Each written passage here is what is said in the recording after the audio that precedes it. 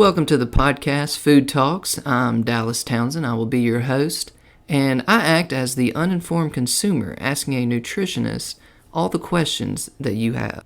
Hello, I'm Jordan Townsend. I'm our resident nutritionist here at Naturally You, and I'm here to inform the uninformed consumer, answering and helping to unpack some of your more difficult nutrition questions. All right, well, welcome back today. Today on this podcast, we're going to be doing a deeper dive into autism, which is a spectrum among which we all fall, either on one end or the other, but we're going to pass it over to Jordan and see if he can really fill us in on the diverse spectrum that is autism. So yeah, autism is actually kind of a unique diagnosis, or I guess you would even call it a disease to a degree, but mostly because it's kind of new. You know, there weren't really autistic people, as far as we know, documented wise, back in the 1400s, the 1500s. Now, they had a very poor reception of people that had special needs and disabilities and stuff back then as well. But that the real data on all of this doesn't really even start showing up until about the 50s. That and Alzheimer's, conveniently, right? Mm-hmm. Two neurodegenerative, or more importantly, neurotype diseases that affect the brain directly. Do you think that's because in the 50s we were able to just actually start studying the brain? I think it's that, but our population, remember, there were only 1 billion people before 1900. So between 1900 and 2000, there's now 6 billion more people. So I think a lot of it's that. And we'll obviously talk about it, but the big one for that is genetics. And that's why last week after we did our genetics podcast, I kind of we kind of ended up back on this subject too, because again, I think it's something that probably existed. You know, they even, perfect example, people who have what we would call mental retardation, people who are developmentally disabled, not even necessarily autistic. They just call the scientific term for that was mongoloid idiot. That's what they would call you in about the early 1900s, late 1800s. So that was the medical definition for it. So we probably had a lot of these types of things that would pop up, right? Mm-hmm. When you have 1 billion people, you're going to have these. But the instances are so low, and you didn't want to necessarily seek help for it. You know, you would hide your child at home. You may even kill your child, which was, we would say, is insane today. But back then, it meant you probably had, a lot of times in extremely religious communities, you committed some sort of sin. You and your family must have some sort of curse on you. You must have done something for your child to come out disabled or looking like this. And could have been a lot of just undiagnosed, just based on, well, you know, he's not, you know, retarded and dumb, but like he's literally just he won't talk to anybody. Yeah, it's just even his parents. So like inept. That's the thing. You start to get frustrated and upset. So like, I mean, eventually at some point, well, I got 19 other kids. Three have died of whooping cough. Yeah. I can't really concern myself with the one that sits inside and doesn't talk to anybody. So you see how a lot of it too is just like you said, the ability to actually focus. You know, after the 50s, when we got into this more modern, we had antibiotics. That's when plastics came onto the scene. That's when we went to rockets started coming around. Nuclear power started. Society took a whole click up around that time. So my thing is, with that population growth, you also have more eyes looking at these things. And you also start to say, okay, well, you can't just lock these people in a closet. What's actually going on here? So is it definitive that we have more cases of autism now, or is it still, they're kind of blurred between, we really just don't know if there used to be more? So we definitely do. There's definitely more? There's definitely more, because we now have the data. Because again, they've started looking at this, I believe it was really like the early 70s, okay. late 80s is when this type of stuff. And we've definitely seen an increase, not just from. So that's where this gets interesting, because you asked this question before the podcast even started. And this is what there's two camps, right? Autism is a very hot topic right now. It was almost what COVID was before COVID, because it was this disease that we started to see what we call an exponential increase in diagnoses. So I can pull up your numbers real quick while we talk about this. But what that means is year to year, decade to decade, there's a doubling of the amount of cases, diagnosed-wise or whatever. So is that more people are looking and actually taking their child to the doctors, and the doctors are actually looking for this diagnosis, or is something causing it? And that's where the whole kind of split debate kind of starts. And that's where you start to hear the anti-vaccine people saying, oh, well, we're giving kids more vaccines. Therefore, of course, we're seeing more of autism if that's what it causes it. Where again, we'll go into it. They say that definitively it doesn't. I don't know if you can say that. So I don't really think that vaccines cause autism. We'll get into that whole spectrum of it, though. The big problem was usually in any data set, if you start to see an exponential growth in something, there is a cause.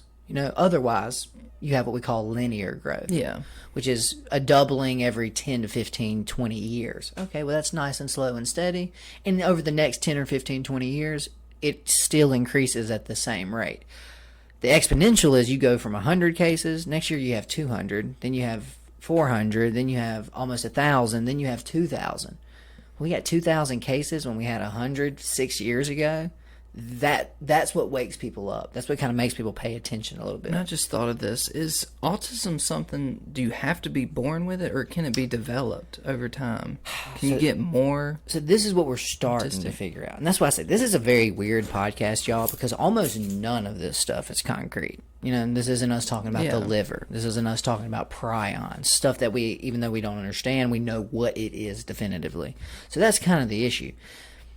The biggest thing they've decided thus far is that there's almost 100% a genetic component to it. Now, we talked about that last week. What makes some of those genes turn on and off is the real question. And why some kids actually could be predisposed, never show symptoms. Okay, great. But based on our genetic thing, you should have autism. Why don't you? Whereas some people, sure enough, they have that same type of genetic outprint, and it starts to show up. So we'll go into some of the reasons. I just wanted to get those numbers for you real quick. Okay. Just in the meantime, believe it or not, on TikTok, and it's kind of disgusting, there's this group of people that will self-identify themselves as autistic, even though you can tell they're trying to be quirky. Well, it's almost, and it's an attention thing. Yes. Right? It's kind of disgusting. Now, again, who am I to say that they're not? But just watch some of the TikToks. They're doing things that clearly are attention grabbing. Well, again, that's the thing. One of the main things about autism specifically that kind of stands out about it is it's always socially related. That's the big thing, and that's what we've seen, like especially in some of these even Hollywood movies, right? Rain Man, for example. A brilliant person. You put him in front of a piano, amazing. Cannot even have a conversation with a music teacher. So that's where it gets kind of interesting, is the brain seemingly, versus traditional, what we call like severe retardation. And again, I know that's even a word you can't say anymore. Guys, I don't know what the word to say is. That's why I'm using that one. A lot of times for them, they mentally, they couldn't even do math per se. Whereas a lot of autistic people can graduate from high school and graduate even from college. It's the main thing that's interesting about autism is the brain seems to be, it works, but it doesn't pick up on subtle stuff. Like the things with me and you. Whereas I could say, hey, Dallas, and I could say, hey, Dallas. You would obviously immediately tell that those are different. An autistic person would not notice. They would just think. So that's a certain type. Yeah, no, and that's the real problem about talking about autism. Every person with a form of autism, it can be different. And this is, again, I get it. And I understand we're still trying to figure a lot of this out, but that's my issue with the whole spectrum. When you create a spectrum, you kind of open it up to everybody. Well, that's the thing. Are there spectrums for other diseases? Not really. You either have cancer or you don't. You either have hepatitis B or you don't. You don't. There's no like, well, you've got like a little degree of hepatitis. No. So that's another tricky thing about this too, is so many more people are falling on the spectrum. So that's what I was going to say. Is that what's causing our exponential growth in diagnosis? Is 80% of these people are actually not even severely autistic. I see it on Reddit a lot too. You mentioned TikTok. As somebody with autism, I would just like to, wait, you have autism? You're just making this comment? I go to their post history. You work at a Fortune 500 company. You have autism. Possibly. Wait, you're 38? You never told anybody? Have you seen like, you see what I'm saying? The Good Doctor? Yes, my girlfriend is a very big fan of that one. Yeah. And yeah, there you go, right? That's a very good example. Severely, socially, obviously off, but a genius, Brilliant. Right? For lack of a better term, especially one, and that's what they find too. We'll go through some of the symptoms. One of the main symptoms besides autism, other than the social things, focus on one specific thing. Autistic people generally obsess over one thing. I watched a documentary recently. These two twins. Now they're quite old. They're in their 60s now. But these two women, Dallas, they were obsessed with Price is Right. They literally had a notebook where they counted how many times people hit the buzzer every episode since 1970. Since they started watching. They were devastated when Bob Barker stopped hosting it. But Dallas, these two women are basically computers. If you watch and listen to them talk, they're so analytical. They're so data set driven. They can't go to the grocery store by themselves. So that's what's insane is you have all of this computing power. More importantly, levels that I can't even understand. But you're using it for Prices Right data. You know what I mean? You're categorizing like how many people won, what they won, what percentage of people win the prize at the big showcase at the end. It was an insane amount of information, but that was what their brain, for whatever, clicked to. So that's where this can get even more interesting a lot of times, is how do you make that viable, right? Because this is what it always falls back on, is how do you fit into society? If you can't go to the grocery store, eventually your parents will pass away. What happens? And that's what is really scary about a lot of this autism stuff in the future. Yeah, that's what I was just thinking, because, if it's exponentially still growing, what are we going to be left with in 50 years? When a lot of these autistic people truly, are left alone just from natural processes. They don't want to talk about it. Because, again, I don't want to be that person either, but it's going to have to be some sort of government assistance, right? They're going to have to step in because, again, we even have some clients here that have autistic children that we've actually been able to help quite a bit. We had a nonverbal boy that was 18. Well, he actually now can use some level of actual words, which is crazy. His mom didn't expect some kind of miraculous turnaround, but to her, she's like, oh my God, he's literally never even spoken. Now he can say things like bathroom or mom. Now, they're definitely not as clear and concise as that, but whoa. So the problem with that is eventually long term is it fall on his siblings to take care of him. It's almost like having another parent to some degree. The thing is, financially, is that viable? Because here's the numbers, Dallas. This is what really got people's ears perked up about autism. Year 1997, when they really started tracking this. Yeah, and that's what this was. I think this was this is 2017 this came out, so this was their 20-year study. In 1997, there was a rough estimate of about 1 in 2,500 children would be diagnosed with autism. I believe up in the most recent data of 2017, 1 in 68. Whoa. So yeah, you see why people started there was a lot of pushback, and then obviously now we have social media and all this stuff starts kind of blowing up, and people start, again, I think that's also where a lot more of this awareness came from, right? How do you get the word out about your autistic son or look for a support group in 1997? Do you write letters in? That's true. You probably don't. Whereas now, just by 2007, just 10 years, Facebook had already been around for 3 or 4 years by that point. Now you jump to 2017. Okay, Facebook's been around almost 15 years. So now there's autism awareness groups, there's anti-vax groups, there's these whole communities that can just digitally spring up and attract people to them. Not that I welcome it, but where's the governmental push on this? This seems way more prevalent than COVID. No, we got to make 99% survival rate, and we just went from 1 in 2,500 to 1 in 68. In about 20 years, which that's that exponential rate. Give another 20, it was 1 in 30. That's another half. And it's honestly, Dallas, it's scary because it's the same as our cancer rates. It's the same as our diabetes rates. 1 in 3 people now will have type 2 diabetes, which is the food-based one, meaning you physically shut your pancreas down from being able to keep up with the amount of sugar you're eating. Same with cancer. We're now at 1 in 2. So that's just the question you asked. Do we eventually just go where it's 1 in 1? Cancer is what you will eventually get. We hopefully can treat it, but you'll either die of that or. So that's where it gets kind of scary. Yeah, what do we do when in 2025, or let's just do 2027, it's 1 in 30? Well, there's another exponential growth. It doubled again. And then I feel like we should do something at that point. Then it's 1 in 15. I don't know what we can do. But. Well, and then Dallas, what happens to your society when half of your people are born autistic? Okay, this person physically... Your healthcare costs go up by a lot. And not even your healthcare, Dallas. Just for the average laborer. Because now you got to put... Well, that's what I meant. I was grouping all that in. Well, take them completely out of the extra doctor visits, the extra medications, the extra all of that. You have to send them to a special school, or you have to homeschool them yourself, and you have to take care of them food-wise, way past 18, 19, 20, forever, essentially, for some of these people. Now, there are some examples we're seeing where way less autistic people can do some type of functioning societies. But what do you think dating on the spectrum is like? There's a Netflix show about this, is why I ask. Have you seen that? Yeah, there's one on, I don't know if it started on TLC, but I know there was one that was early on TLC, because they'll do any kind of reality show. But I didn't know they put it on Netflix. But more importantly, autistic people start having children. So now how does that work? Is there a chance of they almost certainly can. Now the problem is, I don't know if good doctor spoilers here. He got his wife pregnant. She's not autistic. They lost the baby. So that's the problem, Dallas. The genetics on some level are trying to tell you this is not viable. This is not working. This is not what we want to do. Now, you can even break that down even further to people that wear glasses.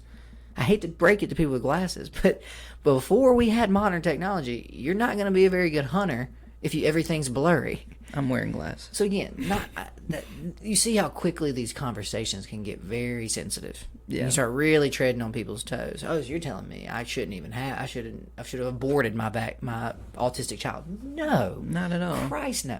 Oh, so you're saying people with special needs can't reproduce? I'm not saying that. But that's going to bring a whole new set of problems, more importantly, challenges, not problems, into society that we got to try to figure out. Dallas, by the way, we have no setup for that. We have nothing to look back on. There's no reference to that. So I'm not saying we can't do it, but what does society look like when half of all people born are autistic or on the spectrum to some degree? Now, obviously, it helps make it more accepted and aware, but does that actually help you outcompete China? No. Does that help you stay a global superpower? No. And the problem is those are the questions social justice warriors don't want to ask. They just want everyone to be accepted and loved. Well, which would be nice we have in a enemies. Utopian society. Well, we have enemies. We have people that want to destroy us. That's a good question. What is the rest of the world's autism rates like? So that would be a good question. I really don't know. I doubt we could get the data from China. No, and I was about to say, there you go. They're not nearly as open as America. Everyone wants to rag on America. And we're the only ones trying to tell half the truth. Our biggest weak point is that we're honest about what's going on in our country. We release the actual GDP numbers. That hurts us sometimes because China can just tell you their growth was 7% higher than it was. They had growth, but oh my God, it's 7% more? Well, that looks awesome. So yeah, no, more importantly, you can say you had 2,000 cases of COVID where it started in a country that has 1 billion people. I checked the other day. They're up to 100,000 now. A whole year, they only had 100,000 cases. We have 500,000 deaths. Now, again, that's the higher end too. But let's take the lower end of our numbers, about 200,000. Okay, wait, so we have 200,000 more or 100,000 more deaths than you even had positive cases? I don't believe We digress. China, they're liars. Anyway, back to autism. So no, that would be interesting. I don't know what the world numbers are too, and that would actually kind of push back. It'd be nice to see the world numbers because what if the world's still at about 1 in 2,000, and it was just us? And we're at at 1 in be 68. Yeah. Well, what are we doing? Oh, well, we do have a pretty strict and intensive vaccine regimen.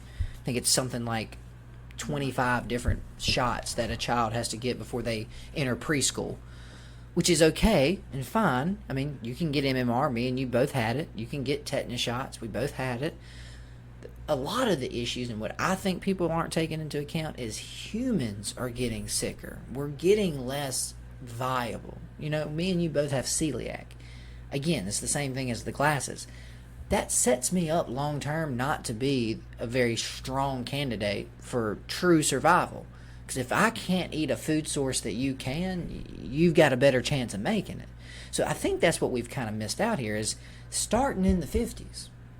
All of a sudden, plastics and everything, Dallas. All of a sudden, we have all of these pharmaceutical medications. We have antibiotics regularly. We have more pollutants. That's the thing. Do you see where China passed the rest of the planet in the amount of pollutants it produces currently?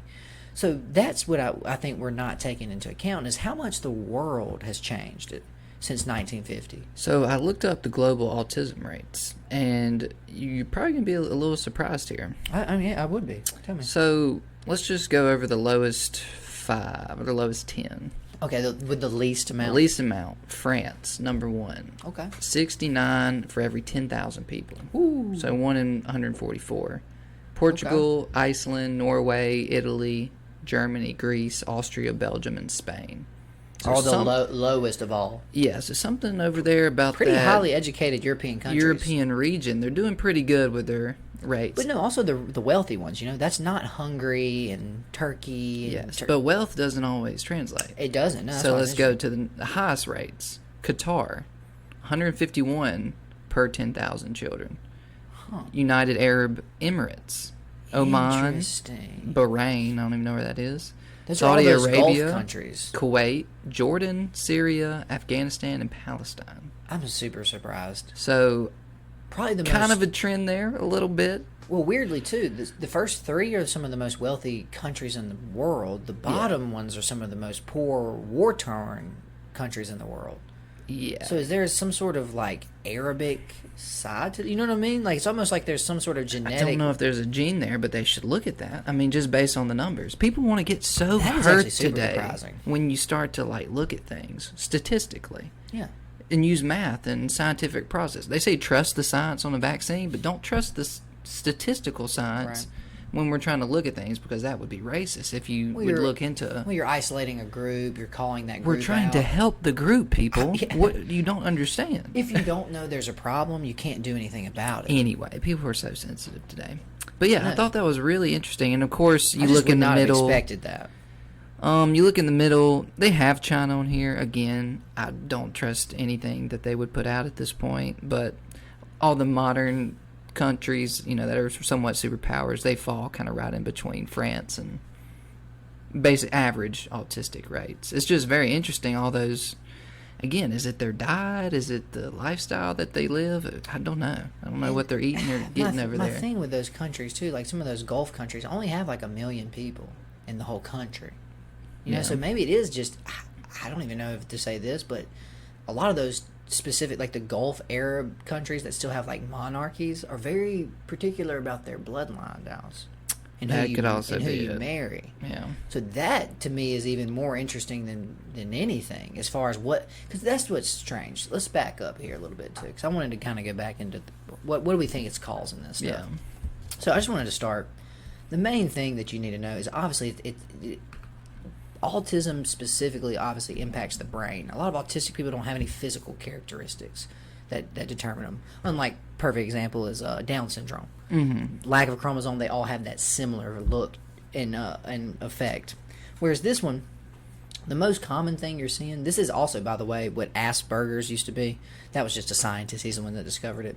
So we actually don't have Asperger's anymore. And that's usually a very mild form. Most people What with do you mean we don't have it anymore? They don't. It's not in the clinical definition. No doctor today would diagnose you with Asperger's. That it's now autism spectrum disorder. Okay, So that's all I was saying. just recently, Elon Musk came out and said that he has Asperger's. And typically, Said he's autistic. when people were saying that, what they're saying is they have a very mild form. They're pretty much normal, but they generally have very, very, very poor social skills. Which you see- worked with one. If you see Elon talk, he has very poor social skills. you worked with I- one at your I worked previous at job. Cock of the Walk with a busboy, and he had Asperger's. And From him, I'm about to say. Well, not, from him, yeah, but not you diagnosing him. truly having conversations with him, talking to him. He's a smart guy. I mean, he's not dumb. He's capable. He works. He worked really hard. Honestly, he was obvious. one of our hardest workers as a busboy. The social aspect, he couldn't. He had people. He was never going gonna to be a waiter. But exactly, the social aspect wasn't there. Which again, you kind of see with Elon, except Elon's again a super genius. But yeah, that Asperger's, or if it's not diagnosed as that, it's definitely purely social for people with Asperger's. And generally, if someone's telling you they have Asperger's, they obviously have a mild form of this because they're your friend, right? They were probably at your school. They were someone you actually spent time with. Yeah. Whereas if you were severely autistic anyway, you wouldn't be in a normal class. You wouldn't even have to ask. to have that conversation with somebody. So I just wanted to make that clear. Call it what you want to. Clinically now, they don't use that terminology anymore. Just to make it It's simple. on the low end of the spectrum. Exactly, and that's where it is. That they'll now I think, if I'm not mistaken, too, I don't have the full like diagnosing criteria here, but it's like, I think it's 1, 2, like it's leveled now, depending on how severe you are and all that type of stuff. Okay. So the next thing about this is when all of this stuff starts to kind of crop up. So generally, what you're going to see is about 2 years old. That's when most people are going to start to see some sort of signs or symptoms that, hey, something's not right. And that is where the whole vaccine thing comes in, because generally you get most of your vaccines at about, do you know? I'm just curious. I don't. I mean, I know they come in waves. 18 months. Okay. That's when you usually get most of Is that why they try to link it to vaccines? Because that's when it starts to show up? And again, can you blame parents? No, I mean, I'm not really saying it's scientific or there's any real data. Your baby seems fine. You go and get the shots. Symptoms start developing. They can't stand up anymore. Were they already going to? Well, they were starting to walk, know. Dallas. They Hard were to starting know. to kind of use some sort of words. Then they literally sat quietly in the corner and stared and wouldn't try to stand and wouldn't interact with you. And that's what we'll get into, or what are some of the actual the things that the symptoms that they tell you to look for. So no, that's what's kind of interesting about it, and why they think it got. Now, we'll get to that a little bit later, because I want to keep coming back to that. I haven't even gotten to my full spiel on the whole autism thing, or on that link to them per se. So that's the thing. Obviously, some children have a difficulty learning and have low intelligence. Some have pretty high intelligence, but like you said, almost no. The big tricky thing about autism is even the really intelligent people have trouble applying it outside of just having the information. What is the square root of 682? Okay, they can tell it to you, but apply that on an engineering. They can't build you a bridge. So it's like, okay, knowing the square root or knowing how many times people hit the buzzer on Price is Right isn't data we can actually do anything with. It's not valuable. So that's another tricky thing too, is they're very smart, but more importantly, they're really only smart on things that they are interested in, piano, or they take a liking to science, rockets. Everything they sometimes rockets. it overlaps with society. Like if you decide you like the piano and you get really good, well, everyone's going to enjoy that and think that you're just great at it. But if you really love Legos and all you do is build Legos, but you build like incredibly intricate, massive. Well, that actually could be cool too. Right. But if you get to that point, yeah. So no, but exactly. Or hey, I stack pencils. Okay, man, we're going to need you to do anything besides stack pencils, because like this just isn't helping. We don't need that in society.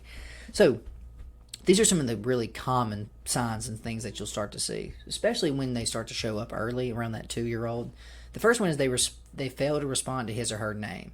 So that's what's really tough for parents too, because again, I've got all these babies around me. Jonathan and Tara have a 2-year-old, and Savannah's kind of in the babbling stage. Like she'll use like sounds, but she doesn't have like, she knows dad, she knows mama. But that's the thing, if you say Savannah, she'll turn and look at you. So a lot of times what happens once these symptoms start to come on, they will not respond to their name anymore. Meaning they obviously at some point got it, but you say it, they'll just stare blankly. And that's the thing, I even have some clients that have these too, and they've said that too. A lot of times they'll come in their room, they're just staring at the ground. Not playing, not moving, not doing anything, just literally just staring at the ground. And that's what's very strange about autism versus some of the other ones, is autism really puts you in your own bubble. Like, I think that is, eventually we'll link some of the social parts of it to that. But for dumbing this down into non-scientific terms, it basically turns you into a super introvert. It makes you not want to talk to other people. It makes you always want to retreat to your little safe space where you're there. If I build Legos, no one can hurt me. There are no dangers. There's no threats. I don't have to do anything. I don't have to interact with people. You don't have to try to pick up on... explain myself. The thing about it is... I don't have to feel dumb because I don't understand that this person is upset with me because they're frowning. I'm just listening to them talk to me. Exactly. There's a lot of social cues that, again, normal people don't worry about when they're having conversations. Well, to us, they're passive, But right? to an autistic person, they focus on every single one, and it can be very overwhelming, is what I would assume. Oh, yeah. Trying to keep up with all the verbal cues. Should I say this or that? And I just don't even want to talk at this point. Well, another way I've heard it described is it's almost like sensory overload, right? Yeah. Where the thing you need to learn about your brain is it has a huge filter. It filters out about 98% of the data coming in at all times because it's completely useless. Like I know this the walls are white in this room. My brain doesn't need to keep reminding me the walls are white. Whereas I've heard about with autistic people is there's no filter. So even just casual conversation, much less imagine going to a rock show, way overload. But even to them, a casual conversation can feel like a rock show, especially when two people are talking at the same time. Mm-hmm. You're hearing every single word. You're looking at the trees behind them. You notice that the air conditioner turned on. So like at some point your brain, it feels better to go get back in that bubble where where you control how much data is coming in. So it's weird. So it's like they create their own filter. How do you turn that filter back on? What is the filter? So we'll get into some of the stuff why too. And the biggest one, more than anything that we've found, is methylation. And we'll talk about that too. But the methylation, crystal methylation in the DNA, okay, detoxing, and that's the thing. That's why a lot of people get into that. We'll get there. So I just want to run through these other ones real quick. So generally they don't respond to their names. They usually resist cuddling or holding, seem to prefer playing alone, retreating into their own world. Poor eye contact or lack of facial expression. That's a big one because I've seen some of these TikTokers, by the way. They don't act scared. Remember, an autistic person doesn't even know they need to be scared. So like that's the thing. I've seen like the comparisons, real autistic person and not. The real autistic person just sits there and just stares blankly. Versus the other person's trembling and it's like, stop. What are you doing? Like, how have you gotten to this point in life? So the other big one is doesn't speak or has delayed speech, loss of ability to previously say words or sentences, can't start a conversation or keep one going. Only starts to make a request or label an item. So that's very interesting, right? They still know that they need stuff. So I'm hungry. Well, what would you want? Walks away. That's what I'm saying. They can't even really get into what they would want to eat or what. So it's so interesting how the brain can do so much, but can't do so much. It's and that's why I'm glad we're kind of talking about this. I just don't think the average person really gets what autism is, right? We've heard about it, but like you've worked with one. I don't think I really have any experience other than the few clients I've seen of seeing someone with an actual autism diagnosis.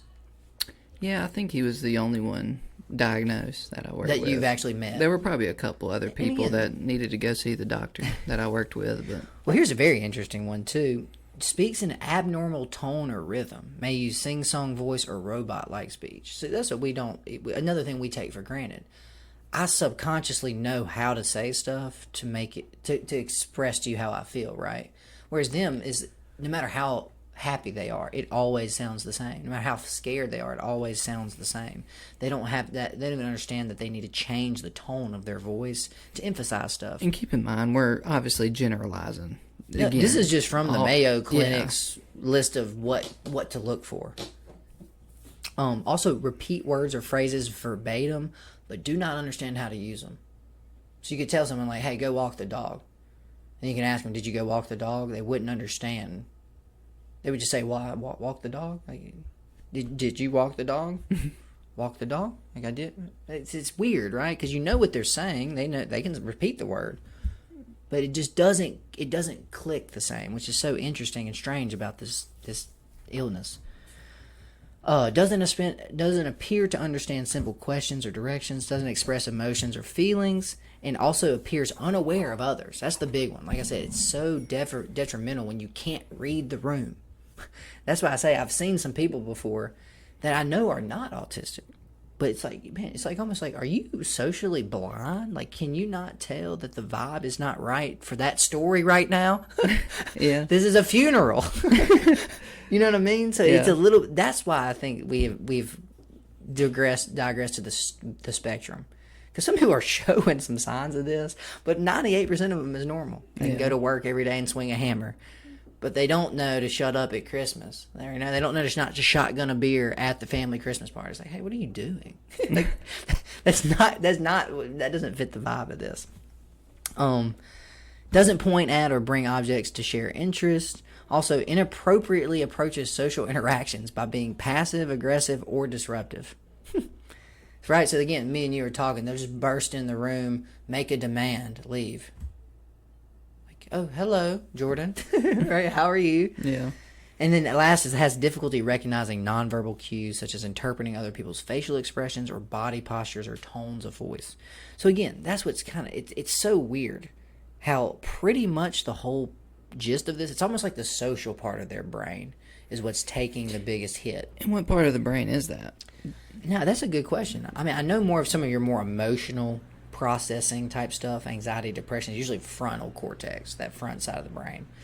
Top middles are usually more your logical, and then vision and stuff like that's in the back. Cerebellum is also back there, which is more of your behind the scenes stuff, beating your heart, digesting your food.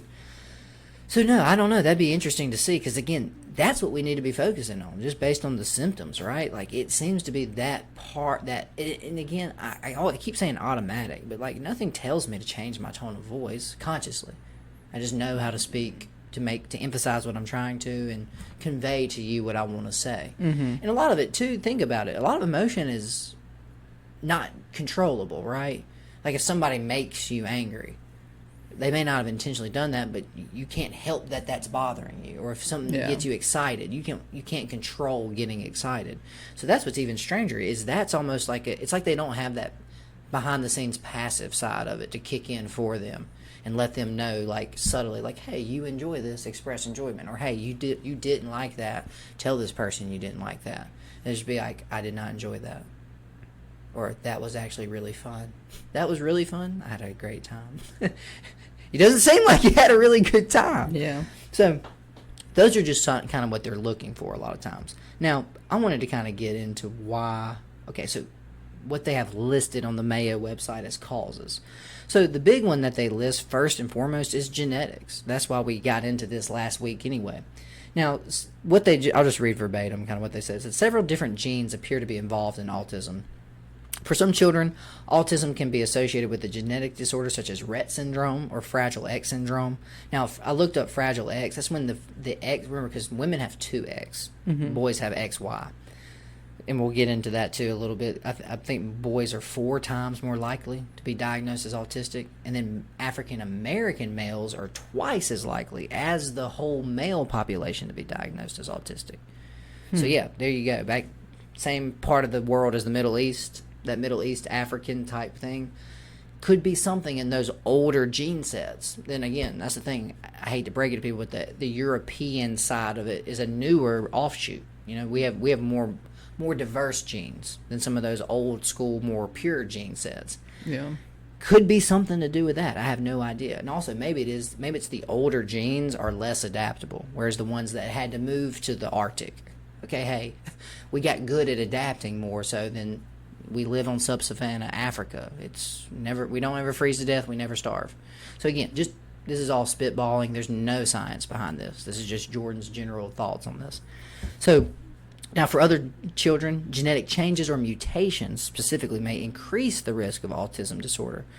Still, other genes may affect brain development and the way brain cells communicate, or they may determine the severity of symptoms. Some genetic mutations seem to be inherited, while others occur spontaneously. And that's what we were talking about sort of with that epigenetic side of it. Like, is it something in your environment triggering this gene that you had all along to become active? And what is the repercussions from that? Because that's interesting. The second bullet, there's only 2 bullet points on the entire Mayo website. The second one is environmental factors. Now, if you go scroll down to literally the next one, it says there is no link between vaccines and autism spectrum disorder. But if you go to the one right before it, we just said environmental factors are a cause. Interesting. So let's read through these real quick. So researchers are currently exploring whether factors such as viral infections, medications, complications during pregnancy, or air pollutants. I always thought that was a really interesting one that they linked in there, play a role in triggering autism spectrum disorder. So, what is a vaccine other than a medication? The FDA has to approve it. It's got things in it that are solvents, preservatives. They'll talk about mercury. It's not mercury per se, but it's an ethyl version of it. So interesting, right? I don't know how they're 100% just confirming that that's not in the environmental side of it when they told us that medications play a role. So again, just to push back against the same people that told us that, you know, you have to wear 2 masks to protect yourself, right? We're positive this didn't come out of a lab, where Dr. Fauci literally said, I'm actually more open to the fact that it could have... Now that Trump's gone, I'm going to think about it a little bit. Just interesting, right? So again, I'm not saying don't trust the CDC or the Mayo Clinic. We got to only deal with what we can confirm at the moment. But it's crazy to say that we know that some level medications and things and air pollutants can cause this, but it's 100% not vaccines. That was the whole issue for me going through the whole COVID thing. Is very early on, the authorities, the CDC and science, they want to speak with such like definitive proof, and that's not how science works. You have to run tests, long tests. Well, no, and science is you not have to even get that. a large database. You have to do that test several times over and over and still get the exact same result. So the problem with science is that's why I hate those articles. Study shows that red wine can reduce heart disease. So one of the 8,000 studies on red wine showed that. What about the ones that showed cirrhosis of the liver, the ones that showed increase in cancer, the ones that showed interruptions in sleep? Oh, you left those out because they didn't make your U.S. Today headline seem better. Yeah. So you see how weird it is? And that's what they'll tell you, too. Every time you do a study, it's like the ship's rudder turned 1 degree. You got to do several studies over years before that ship finally turns the other direction. So that's the biggest problem, is one study is useless. And that's what a lot of these, you ever seen these meta-analysis? That's what they are. Meta-analysis is looking at thousands of studies in one specific field and then trying to draw a conclusion from, okay, hey, 67% of the studies showed that this increased your chances of diabetes. Okay, so that's telling us a good idea that this is probably more strongly linked than this one where 20% of them linked to type 2 diabetes. Why has the FDA not approved the COVID vaccines yet? I mean, it's still under emergency use authorization. Like, why haven't they actually approved them? Well, they can't even go see the people who have PUFTA scheduled, Dallas. Yeah, I guess they could be waiting on the actual test to finish running. I mean, and they've done the phase 3 trials to a degree, and I mean, I think 67% effective on Johnson & Johnson, 80 to 90% effective on Pfizer and Moderna. What are you? They just tested them in teenagers and said that it was fine. Well, you just asked me overwhelmingly. Well, you asked the better question, like, what are you waiting on? I mean, it's more just we don't need to do it, so just leave it in an emergency use authorization. We'll clear the red tape later. Would be my only guess. That just doesn't add up to me. Why you're going to keep us in an emergency situation? Well, this is a government agency, Dallas. It's haste and transparency their specialty. No. I guess it plays into the narrative, but now they're saying you don't need masks indoors if you're vaccinated. So yeah, right. Which last week you did, but I think COVID said it was going to chill, so they decided that you can. And the whole thing about COVID is it's just not the pandemic. They wanted a worse one. They wanted it to be. They wanted it to be worse. They wanted 10 million Americans to die. Not that they wanted that. They expected. That's what they were. We acted like it was going to literally. It's foolish wipe out to say the that people didn't hope for that. There's some evil people out there who legitimately hoped this thing was going to be worse. Well, yeah, and that's not a bold statement. Well, they that's call a fact. them anti-maskers. But to be an anti in quotes masker just means I'm not afraid of a virus I've already had. You know, that I recovered from in a week and a half, and my body is now protected against to some degree, right? Because the new study, right? That was the whole scary thing. Oh, well, if you get a COVID vaccine, you're gonna have it only lasts 4 months. Well, they've now gone to people who had COVID. Their bone marrow was still making new antibodies 12 months later. So remember when we talked about trust the science? Remember when that was the whole narrative we pushed and pushed? Well, it was only trust the science when it's the mask. When we want you to wear a mask, trust the science. And that's called short-term data. But what is the long-term data? What does COVID look like in 10 years? That's when you're going to have real hard COVID data. Okay, what does it look like a decade on? Oh, well, we overreacted. And again, that's just to play devil's advocate. That's why you got to be strict at first, because you don't know. You know, you don't realize. I was pro the 2-week lockdown. It turned into a year. It turned into a year for California. 2 months, though, right? Well, no, they said 2 weeks to flatten the curve. Blah, blah, well, no, we did March to May. Remember? That was how long we were locked down for. It was like middle of March. It was pitched at first 2 weeks. The 2 weeks were up. They went for 2 months.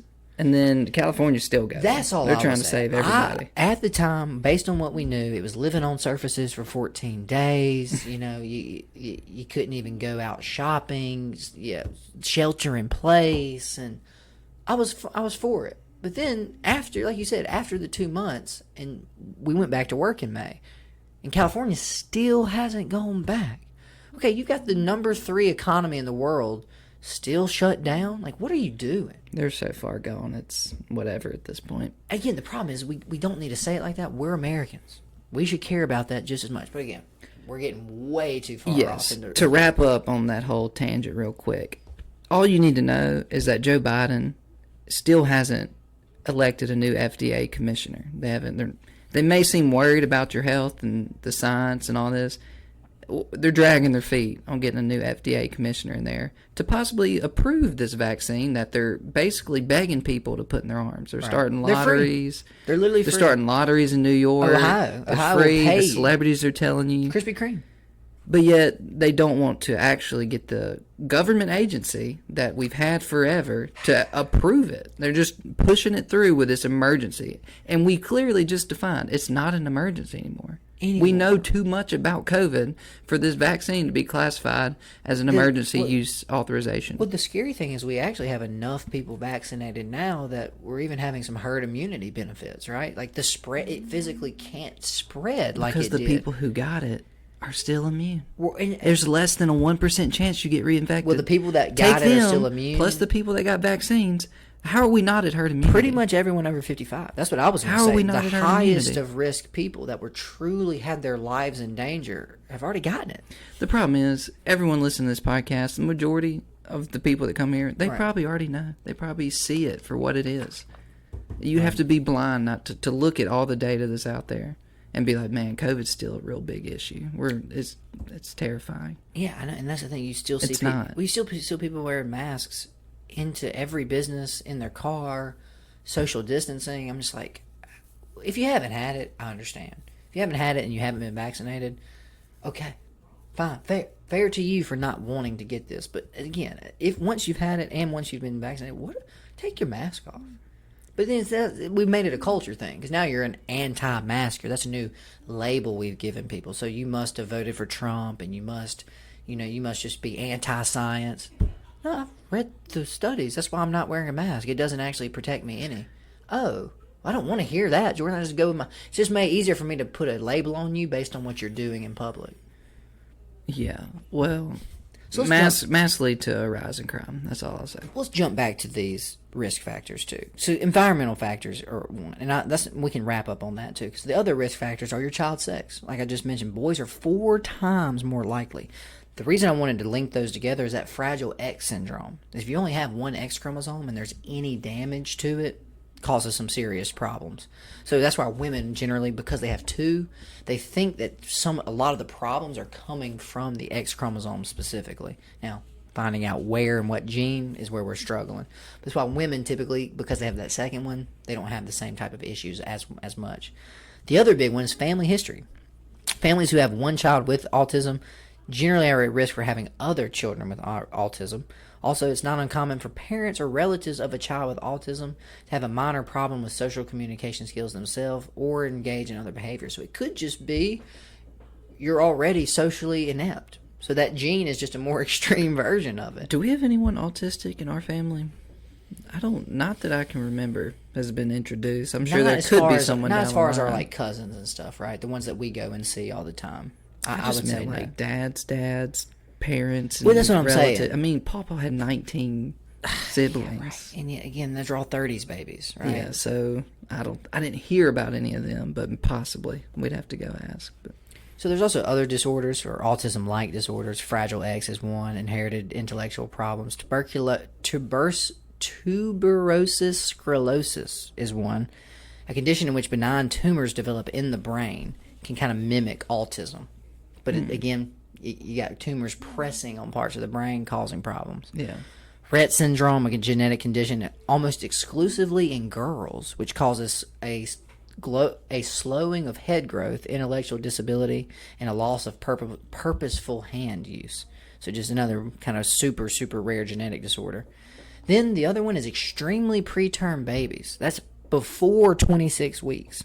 They tell you you're not even viable after, they say 27 is the hard line. So again, it causes some autism issues. And then parents' age. Now that's the super older, weird the one. Yeah, likely. there has been a connection between children born to older parents and autism.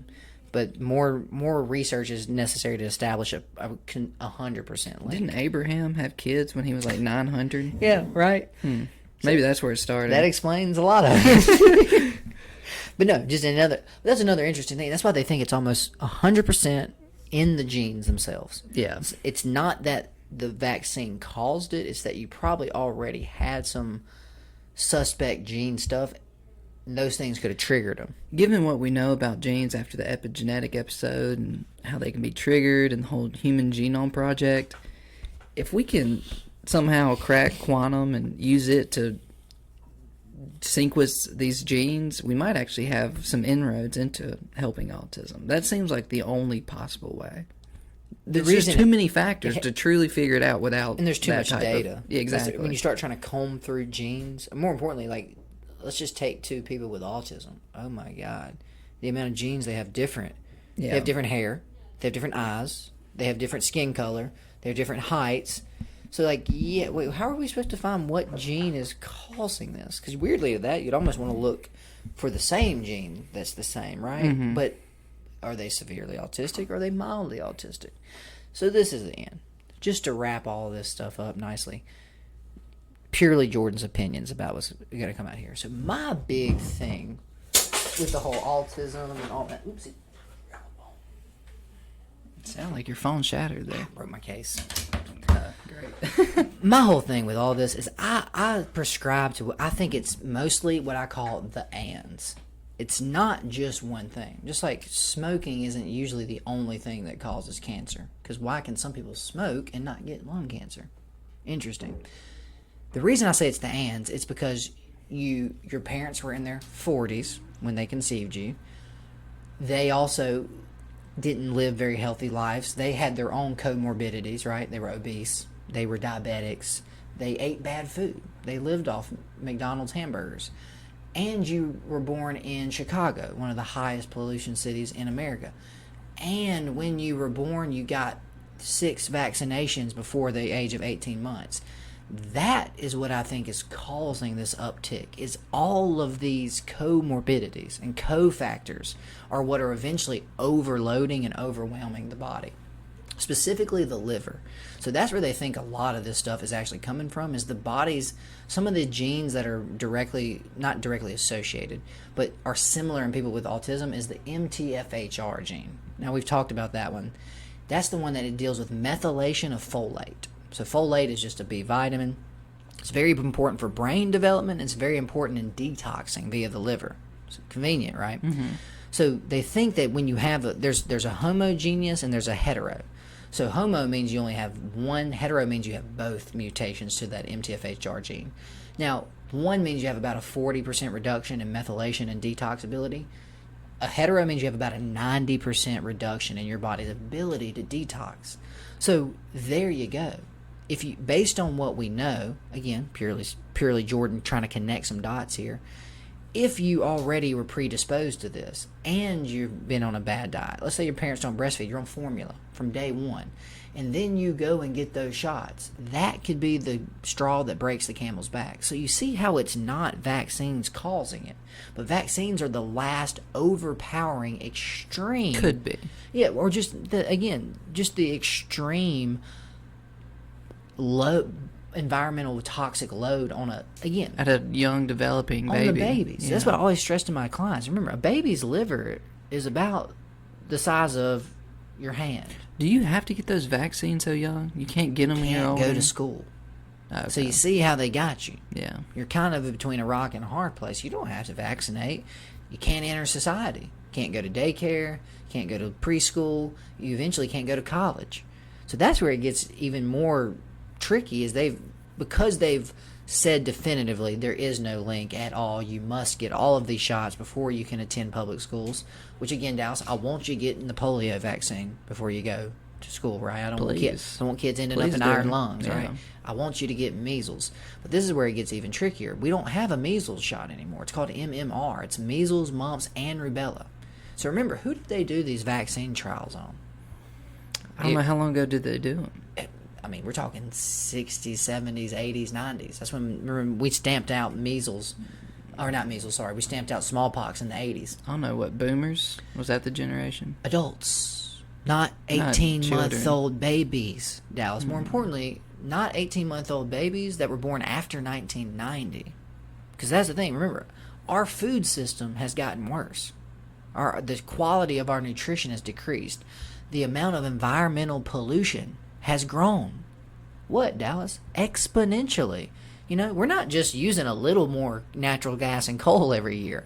We're using 2 to 3 times the amount we were even using last year, much less in the 60s, 70s, and 80s. So you see how it's the ands? It's not that vaccines by themselves are the problem, but to me, to say that they're not some part of this is almost disingenuous. For sure. Because again, what is causing this exponential growth? I would really say it's everything. It's the combination of the poor diets, poor nutritional status, and you're giving a baby who has already may have a decreased ability to detox, has a liver 1/8 the size of your adult liver. Also has the immune system that is still learning. Dallas, remember, they don't have the same level of immune system that we do. You're going to give them a mumps virus, a measles virus, and a rubella virus all at one time. That, to me, is the issue. It's just so crazy that we've tried to cram all these things in and got to get them in before this day, because the CDC's own data on this. If you give these shots after the age of 2, the incidences of side effects goes down to less than 98%. Why would we not wait another year? That's the pushback. That's why you have all these anti-vax people. So again, I myself am not really anti-vax. But to say that they're all a bunch of crazy people that have no point is also just as... Very disingenuous. It's also just as disingenuous. Yeah. So that's what... Isn't that what they say? The truth is rarely black or white. It's usually gray. Yeah. So, and that's, to me, is the whole... Why we need to even have these conversations. Is, guys, let's push this back. Let's give one of these vaccines at 2. Let's give the next one at 3. Let's give the next one at 4. Not give mumps, measles, rubella, because they're giving you 5 shots at one time now, Dallas. How is that ever... Where in human history has that ever happened? They got to get that checked. But you see what I'm saying? Like, that's my only pushback to this. Even healthy babies in the year 0, right? Let's go back to Jesus' time. When were they getting inoculated with 3 viruses at one time? That's a lot for an immune system to kind of wake up to all at once. Yeah. Now, there used to be a mumps, a measles, and a rubella vaccine. They were split up to make it easier for parents, so they didn't have to make all these trips to get vaccinated. They put them in one. You know what they also did? They discontinued the individual shots. How convenient. Ironic. How convenient. So again, that's what I'm just trying to say, people. This is purely opinion. But this is the truth. This is what actually is happening out there. So that's where this all gets kind of gray and sketchy. I don't know. But again, to say that, to be anti-vax and call them crazy people, and to say that you just need to blindly take every vaccine that's on the schedule, both are kind of crazy, right? Yeah. Why are we not prioritizing things like measles, hepatitis, and polio? Why are we giving people measles, mumps, rubella? You ever heard of rubella? Mm-mm. Now they'll say because we vaccinate for it, but that's the thing. We've had measles outbreaks. Right? Even with vaccinations. Yeah. We've not had rubella outbreaks. So again, that's the thing, is it's just so crazy. And again, if you look up the full CDC schedule, they want you getting your kid a flu shot every year. So I believe before the age of 8 or before the age of 12, it's 47 different vaccinations. Before you're 8 years old, Dallas, before you're a second grader. So again, imagine you have a reduced ability to methylate and detox and remove things like heavy metals and solvents and preservatives out of your body. And you start showing some weird social signs. And that's what they think it is. They think on some level that what is happening is you're basically frying the brain.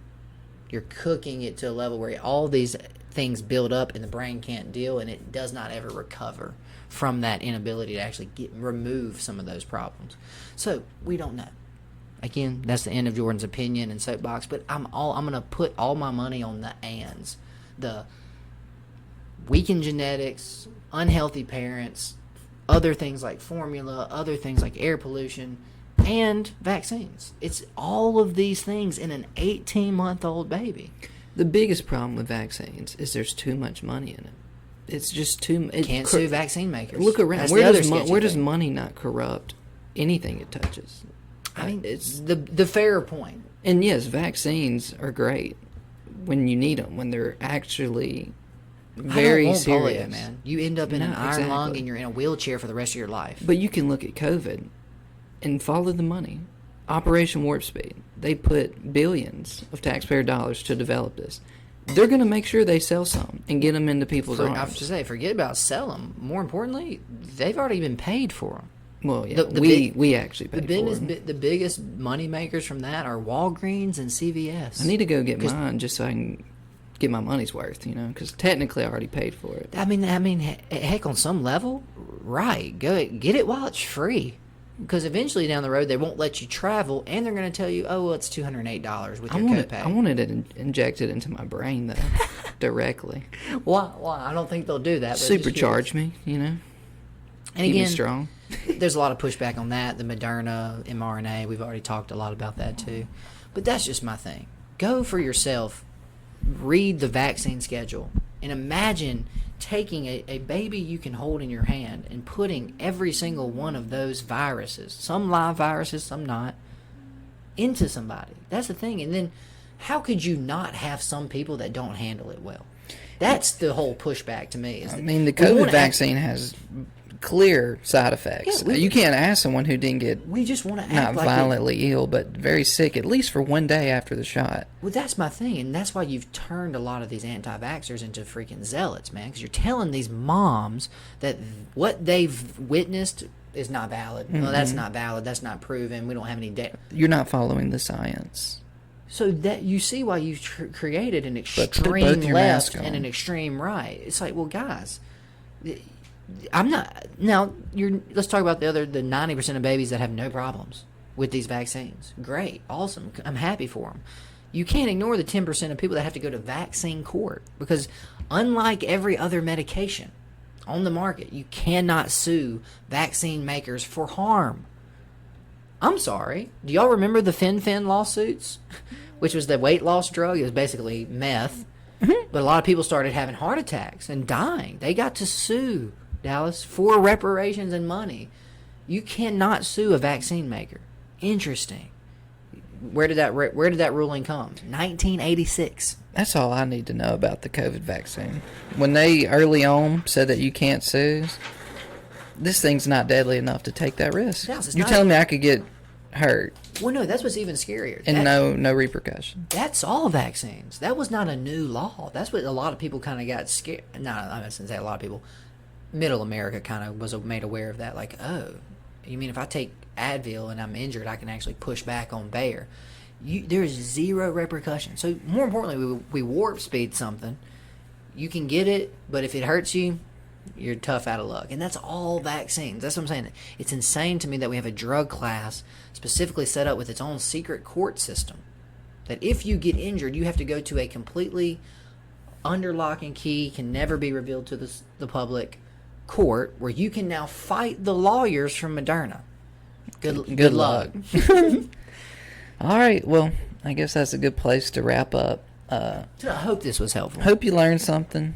Do your own research, but also trust the research of actual professionals too. Don't discount them just because they're paid for and bought by the lobbyist. But, good luck out there. It's a tough world. Hard to know what to believe, but we got your back up here. And that's all I'll say is remember, everything is always evolving. So again, when this episode comes out, and then 6 months from now, we could have completely different insights, right? So that's why I hate when people get locked in. This is the way it is. This is bad. This causes this. Well, no, we don't. We think that currently, but remember, Dallas, 20 years ago, we thought fat was bad for you. Yeah. So you see what I'm saying? So that's just all I can say to people is stick with it and let your opinion evolve as the information evolves, as the data we understand evolves. And that's where our government screwed up with COVID. They wanted to treat COVID 6 months, 12 months, 18 months in like it was the first week of COVID, where we had to shut down airplanes. And, well, okay, we know what this is. You gotta stop the spread. It kills nobody under the age of 35. Okay, what are we doing again? Why are we not letting people go shopping and go out to run their business anymore? And more importantly, now that everyone pretty much over 55 who wants it, what are we doing? And that's the thing, me and you. Do you know anybody our age that got COVID and didn't get better? No. I don't know anyone that died of COVID who was under the age of 30. Barely felt bad. Yeah, and I had it. I don't even think you had it. My wife did, and I Slept in the same bed. I have another friend. Never felt a symptom. I don't know if I had it. I have to go get an antibody. Well, I had another friend that did the exact same thing. He said, yeah, well, she was a nurse. She tested positive at the hospital. Okay, 100% you have COVID. So I never changed anything about my daily routine. So that's what the real eye-opener for me. COVID isn't as contagious as we thought, Dallas. That's the real tale. Remember living on surfaces for 14 days? Mm-hmm. It can still be transmitted. It's a droplet virus. Scare tactics, brother. Especially at first. Because, remember, scare the hell out of them early so they'll listen. But the problem with that narrative is they listen, but if it doesn't come to fruition, i.e., it's not as serious as you told us, the pushback is even twice as strong. So that's the irony. Is human psychology is weird. It's tough to nail down. But yeah, same thing with you. He slept in the bed, didn't change anything about his routine. Never got it. So what is that? I'm just built different, baby. But what My is immune that? system's ready. Or, yeah, right? Again, did you already have antibodies? Or, If I did have it, I had no idea. My nose was sniffling over the past year a couple times. Is that COVID? Because if it is, it's... Well, all I can say is I felt maybe a little tired that Thursday. So maybe 2 days after I had gone and voted. But on Friday, I woke up and I couldn't smell or taste coffee. Had it not been for that, I would have come to work. I would have done everything. You know how many people you would have killed? Right. And so that's the thing they want to pitch. The problem is old people. But now that we have a vaccine, and they are the ones who've had it. Well, more importantly, we're at the point now where they're trying to say, look, isn't that what Joe Biden said? Anybody can get it. Joe Biden basically tweeted out and said, you have a choice. Get your vaccine or wear a mask. I'm doing neither. So you're going to defy the leader of the free world? If he was a little bit younger, maybe not. To quote one of the great philosophers of our time, I'm ready to die. Are ye?